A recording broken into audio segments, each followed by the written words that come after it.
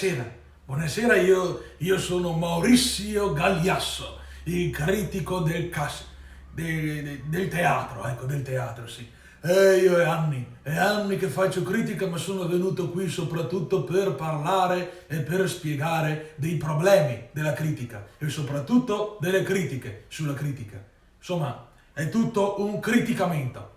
Tutto un criticamento, e noi che ce ne intendiamo di teatro vi spieghiamo un po' quali sono i nostri problemi. Innanzitutto il tempo perché c'è necessità che l'articolo che l'articolo venga prodotto, ecco, occorre che venga prodotto entro il giorno dopo. E allora noi come facciamo? Noi andiamo a teatro e dobbiamo scrivere subito, e questo è il primo problema. Perché lei ha mai provato a scrivere al buio?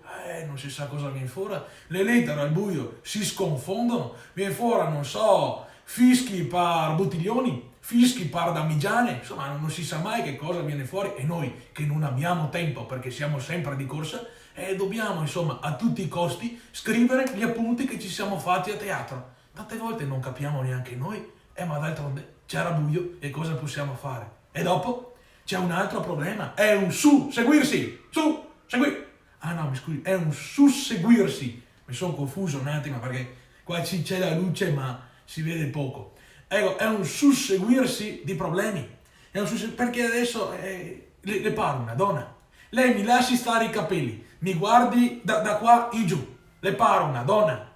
Sono una donna, posso fare una cosa alla volta. Allora, o io guardo lo spettacolo o scrivo l'articolo, o guardo lo spettacolo o scrivo l'articolo. L'articolo, tutti mi dicono, è fondamentale, e allora insomma a malincuore non guardo lo spettacolo e scrivo. Tanti colleghi sono diventati matti per questa cosa qua, tanti colleghi sono diventati straloci, ma io ho trovato la soluzione e adesso a lei in esclusiva ce la dico.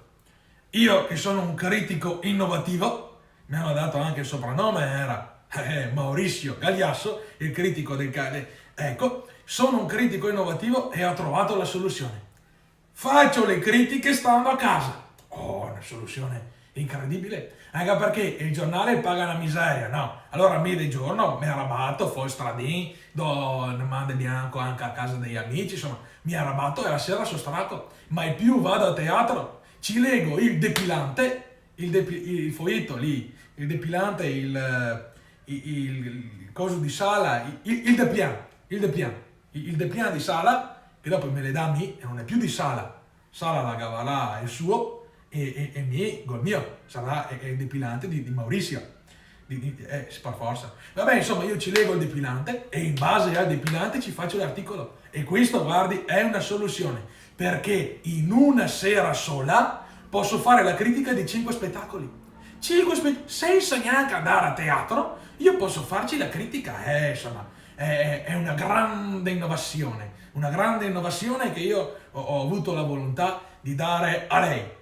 Ecco, insomma, magari dopo un altro giorno ci parlo ancora della critica, ci racconto tutte le varie sfaccettature che ci sono in questa città, perché questa città, lo dice sempre anche il politico di turno, insomma, è una città dal fervente calore artistico, come si diceva una volta. Ecco, e allora io capisco che ho tanto lavoro. Adesso io infatti la lascio, perché ho da fare la critica di un concerto, un balletto, 2 spettacoli teatrali, bisogna che mi muova, devo anche da dargli la mano bianca a casa del Gino, bisogna che faccia tutte le corse. La lascio e la saluto. Arrivederci.